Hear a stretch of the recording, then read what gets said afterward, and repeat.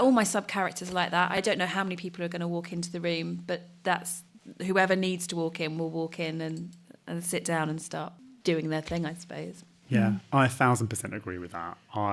In this book, Quinn's faithful lieutenant, who's probably my favourite character in this book, Mr. Silk, who is a bold, cantankerous, punctilious, but lovely man. I just could see him completely and immediately, and I could sort of feel his energy.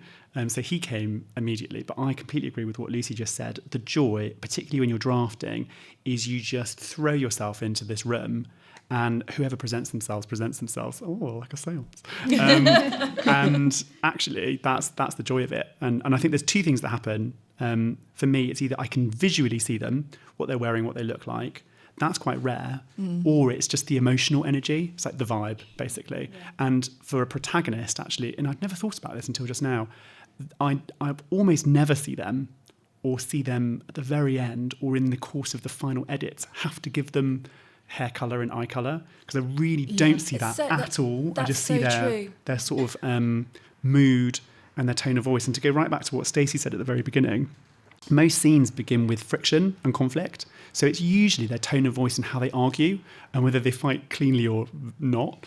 And it's that stuff that I think presents itself to me first. Yeah, no, I'm the same as well. I completely agree about I have no idea what Mrs. Wood looks like. I know what she feels like, but because I'm looking through her eyes when I'm writing and seeing the world, like it'll be like me just talking and then saying, and I'm blonde with blue eyes.